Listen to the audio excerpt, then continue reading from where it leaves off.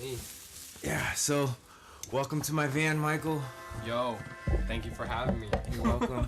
Thank you for hanging out. It might get a little toasty in here just because we closed the doors so we can get some good audio. I'm just looking at the levels. We can be very mindful of how this is all going to come together. But anyway, yeah, let's drop in. We have the wonderful opportunity of hanging out for the first time together, just like one-on-one. True that. And already there's been some really inspiring Some potent magic coming through. Definitely. just, I mean, really what it is you're just like a mega charge for me. I was writing about it this morning, and especially in your devotion and your dedication to your kriya and your practice in there is something that I personally have been really kind of going back and forth about, what fits for me. And this morning just felt so good that it's something that I'm looking forward to incorporating into my daily routine. Typically, my daily routine will consist of waking up, meditating, and journaling, and in between there, throwing in prayers and self-healing work. Okay. And yeah, excited to kind of spark the fire here of the kundalini yoga. I've had a couple classes before, and there's a dynamic for sure just between us. Of that kind of brother dragon energy that just uplifted everything and just intensified things. Yeah. So, yeah, I was wondering if there's any other experiences that you've had that have like really kind of catalyzed your kriya, your self-healing practice. You just want to go off that? Yeah, for sure. Yeah, it's something that I work with all the time right now, and just in general throughout the spiritual path, it's just constant commitment. It's constant returning back to basics, always coming back to the basics. It's like universal love, dedication, creativity, compassion, service, and all of these dynamics. And so it's really just been a push and pull and ebb and flow to where if I'm not dedicated on my path and doing what I feel that I truly know that I'm supposed to be doing, it takes away from my integrity to a certain extent. It takes away from the energy that I have available to serve out in the collective. And I know it calls, it's a soul calling, it's a heart calling. I know that this is something that I should be doing to keep myself in alignment. It's something that I should be doing to help out others, to be able to assist others, to bring them into these practices and initiate them and healing work that they can utilize for themselves, and like integrate. And of course you can always reach out to me. I have like hella kriyas put together Library. Put together a schedule for yourself. And I think really too, I try to work with the principles, the 7 hermetic principles constantly, as well as just universal archetypes that I've found, like momentum. Momentum has been huge for me the last few months of just really exploring that ideology of momentum. If you're still, it's really easy to stay still. It's really easy to stay stagnant. If you're moving, super easy to just continue snowballing that. And so what I've found is kriyas, and especially any kind of daily practice though that you're doing on a consistent basis, gives you an overall base level momentum that allows you to project that into anything else that you're doing, so it just gives you this extra little bump, this extra little edge that it allows you to just boom and explode and flourish wherever you want to go. And specifically with kundalini yoga and a lot of physical practices, as within so without, and as above so below. So we start moving our bodies, we start moving through our emotions, we start moving through our mental states, and all of this starts shifting and changing. And so I feel that early rising is one of the greatest times to jump into your practice, specifically with that. Absolutely. I've definitely been experimenting with the way that I'm calling my presence back into my body in the mornings as well. When I dropped out of college, there was a lot of not wanting to wake up, not wanting to be in the physical body. And I'm sure a lot of people on their spiritual journey have experienced that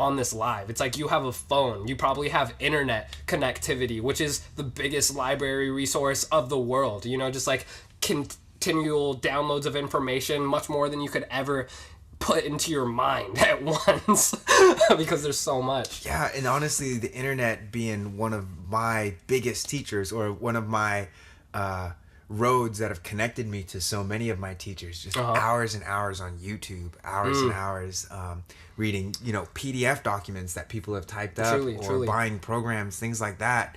Yeah, that's and interestingly enough, the internet can be such a distraction as well, in addition to being such a tool and a resource. Totally. So coming back to, I love that gratitude thing, because that just again sets the vibration of, you know, what is it that we're actually here for? Ultimately, it's like for more gratitude, more reverence, and more joy, and more trust in what is already present and what is already here. Totally. So yeah, it's accepting that present moment, you know? It's like, it's an anchoring into the presence and allowing that gratitude to flourish for everything that's already here. So bringing it back to the resistance. Yeah. Finding gratitude for the resistance that is present. As well, you know, gratitude for everything, because it's like we have the opportunity as co-creators, as people who choose with our free wills to frame of reference everything.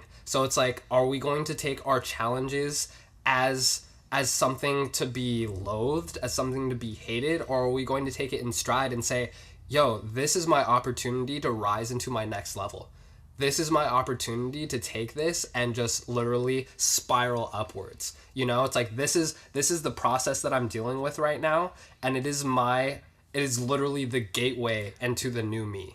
Yeah. And how can I approach this? How can I superhero this? Yeah. You know, it's like 700 lunges. Yeah, straight up. We did 700 lunges yesterday. Gosh, that was a brutal that was great experience. And at the same time, again, in that challenge, I found myself, well, number one, I was counting. Yeah. But at about 50 lunges, I made the decision. I was like, I'm not going to stop no matter how much this hurts. Exactly. And how much pain it. And then I realized how deep that reservoir of human will, personally, I realized how deep that goes. Yeah. And that in itself changed the whole perspective of the challenge and the resistance, to be like, this is something that's making me stronger. This is something that's making me better. Totally. And I think, honestly, just like the reminders of that, be grateful for your challenges, and then the vulnerability to share what those challenges are. Yeah, it's huge. I think a lot of us, and I've done it too, to a certain extent, is we attempt to project our best selves always, you know, and that's not the full range of human experience. That's not the full range of who we actually are. So if we want to be completely real and authentic with the world and with ourselves, we also need to show what we've done. Like, what I like to do specifically is bring the medicine of my challenges. You know, it's like, share what I'm going through, but also share how I've overcome it. Share how I was able to take this and transform it into medicine and use that as a gift of service unto the collective. It's like, yes, I've been there, I've been with you, this is what I've had to deal with, and this is the way out, and this is the way up into you, you know, into all of us, just more and more of us. It just, and honestly, that's inspiring in itself, of like us doing the Kriya next to each other. After doing those lunges, the legs are already burned up, but the fact that there's another human being in the pot, and the pot is getting hotter and hotter and hotter. Yeah. I'm witnessing my impurities come up to the surface. I'm feeling yours come up to the surface as well. And this is a process that we can all go through together in our own being. Yeah, in our individuality within the collective, you know, and that's something I want to briefly touch on when it comes to like the concept of oneness, you know. In the hermetic principles, it's said that literally all truths are but half truths, and that polarities are reconciled. And basically what that means is, yeah, I can say we're all one, and it's true, but we're all individuals as well. and in Zen they have a saying. It goes like this. It's like, it is and it isn't, and it neither is or isn't. And that's because when we get to the bare basics of the reality continuum, we can't even actually conceptualize it with words, you know? So as soon as we put it into words, as soon as we put it into diction, we've limited it. And because we've limited it, it's complete expression. And so there's these concepts that a lot of people hold on to, but they're not looking at both sides. There's a polarity. There's always a duality, and there's a trinity. And that's the is, isn't, and neither is and isn't. Is that trinity. So that neither is and isn't point. You know, we touched on what is, just do it. We touched on what isn't, the resistance. So sure. That neither is nor isn't, to me, has kind of been expressing itself as divine comedy. Of like, you can try as hard as you want, and at the end of the day, it's kind of just like, you know, that meme of the guy throwing the papers up and he's like, fuck this. It's life is just kind of one of those things. It's like, what story am I telling? What story am I writing? Am I having stress about the story? Am I enjoying this? There's just like, fuck this, because you can always at any point just like fuck everything and start a new story. Yeah, no, that's definitely true. I'm trying to see exactly where would that neither is nor isn't space come into the flow. Go ahead, drop that in. I'll give you some time. For sure. So yeah, flowing, creating momentum. I would say like in that's a projective force. So again, this is all it's all micro and macro expressions of this reality, and so they correspond. Another hermetic principle. There's correspondence everywhere. So as a flow of like creating momentum, I would have to say that that's more of a projective force. And so you could say that it is an archetypal of the divine masculine. Whereas complete flow, just complete like acceptance and surrender into what is a very receptive force, and that's the divine feminine. And so the is and isn't flow would be the Trinity, or it would be the Christ mind, which basically embodies both of acceptance and surrender, as well as creating momentum. And I've talked about this before. It's the polarity of divine beingness when it comes to these universal archetypes. No matter like what you actually identify as, you know, there's literally, it's like there's a left and a right and there's a center.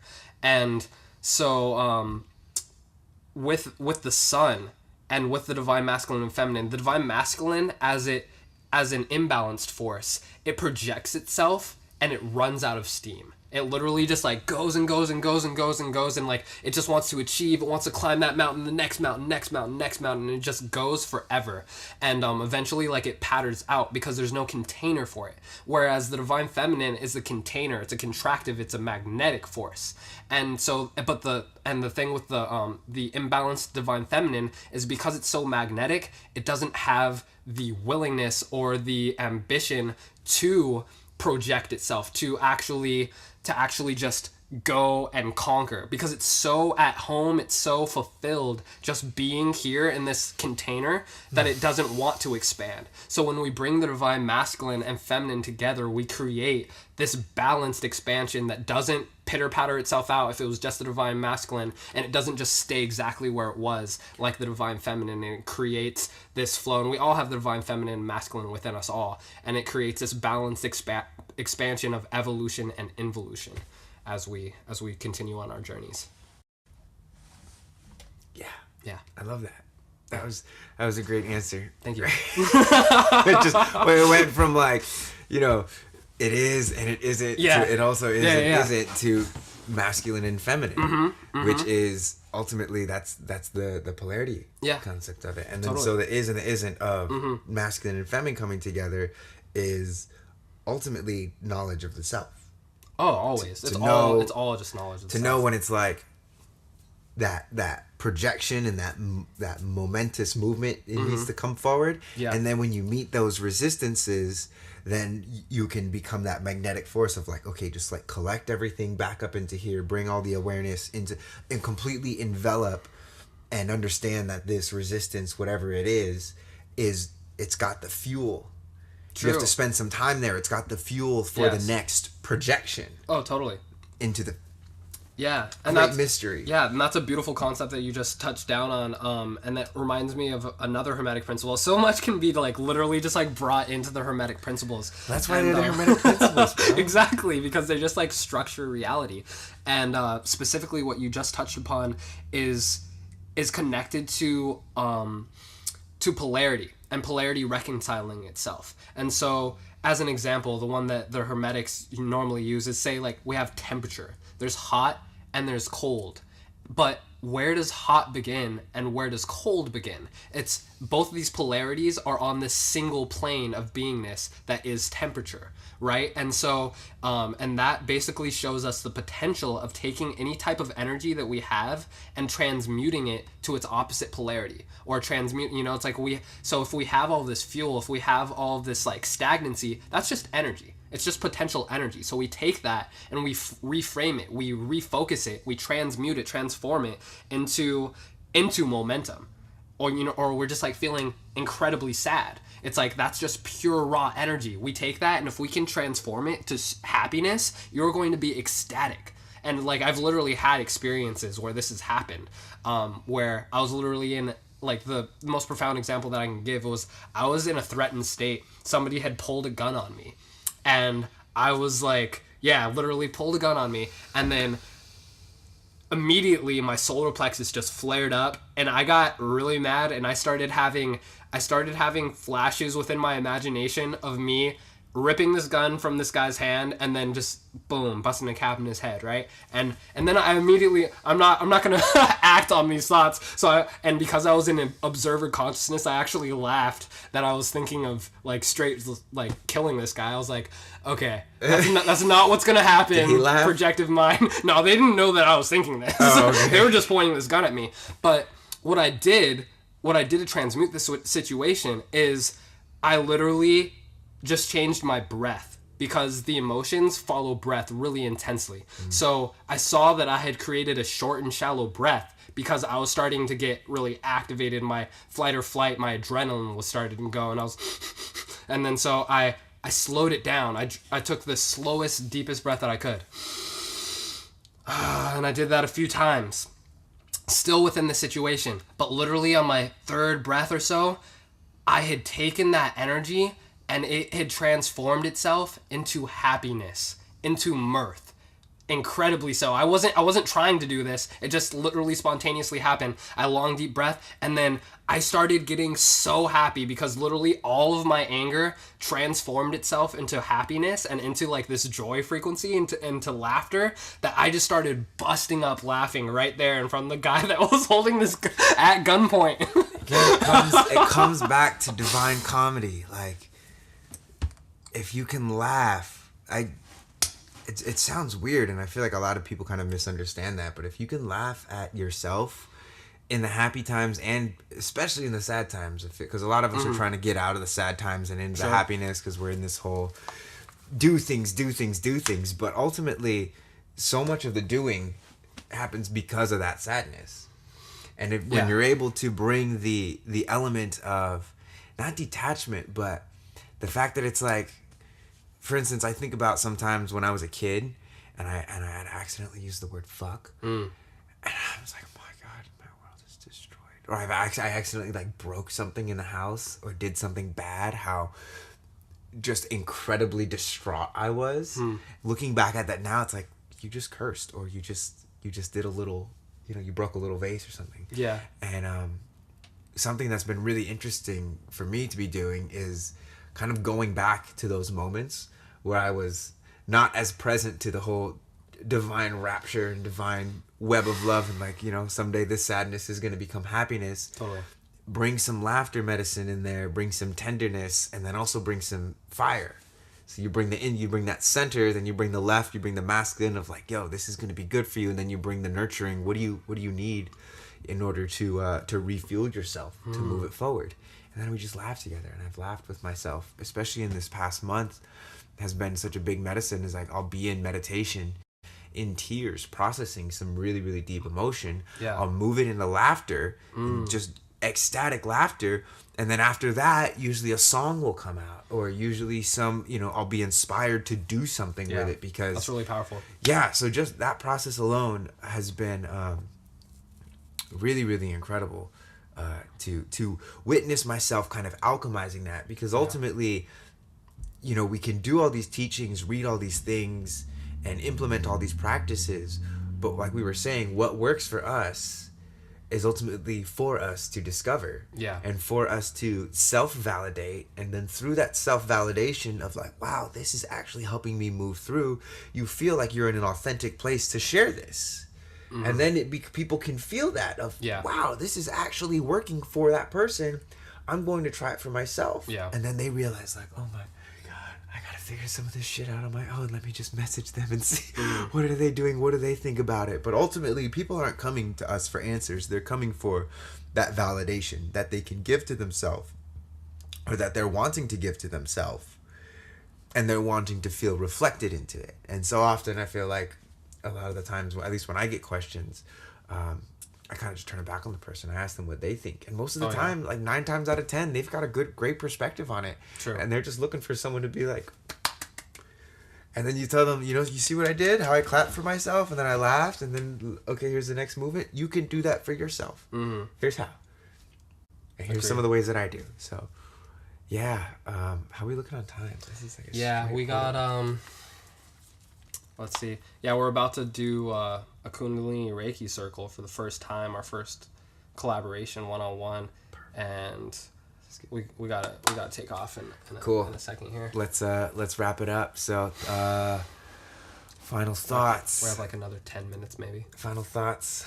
Yeah, 5 minutes of final thoughts, and then we'll close it out. For sure. Yeah.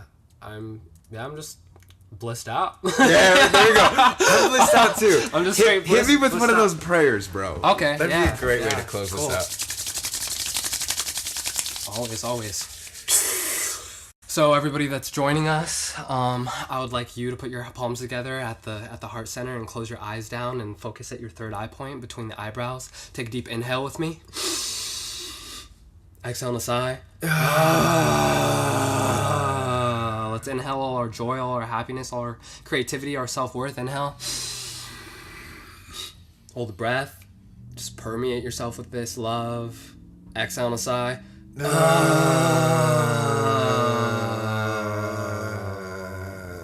One last time, inhaling everything that you need in this present moment for the divine manifestation of your highest growth, your highest embodiment. Releasing all that does not serve in a sigh.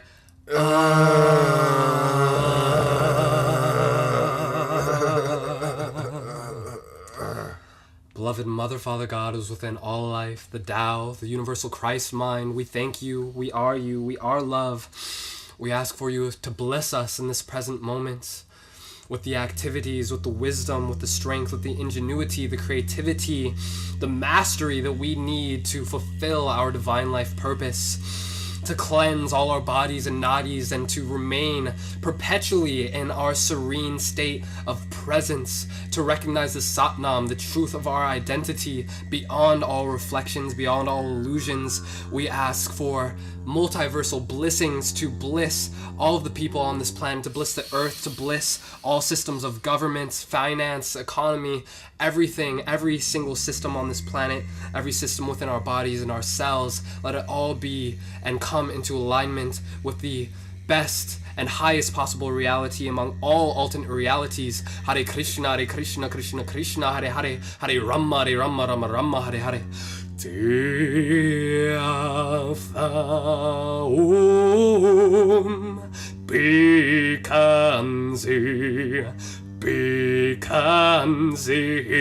Maha Bikanzi Radza Samud Gati Soha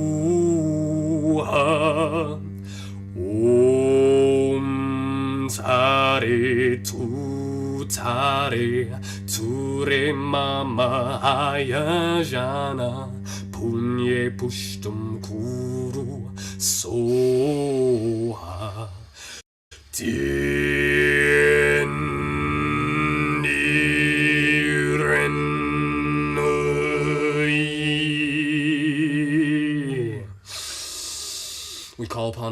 guides, all of our ancestors, all the great beings of light throughout all infinity who serve the law of one to manifest their flaming presences with us in this here and now, throughout all of our past lifetimes, all of the co-creators that have assisted us. We ask for your momentum to grace us, to illuminate us, to enliven us, to inflame us, balance the threefold flame within our hearts, align our chakras, align our nadis, align all of our bodies, known and unknown, with the highest energies of universal Christ source, intelligence and embodiment in this eternal now. Together we ask for you to join us in the great invocation.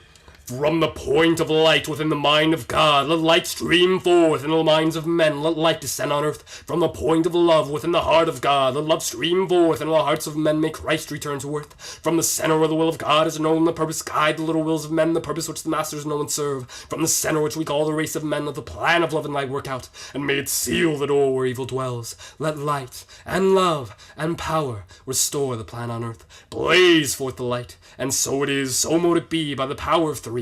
I will be who I will be, I am that I am. Wahe Guruji Kakasa, Wahe Guruji Kifate. And so it is, and so it is, and so it is. And so it is. Blessings.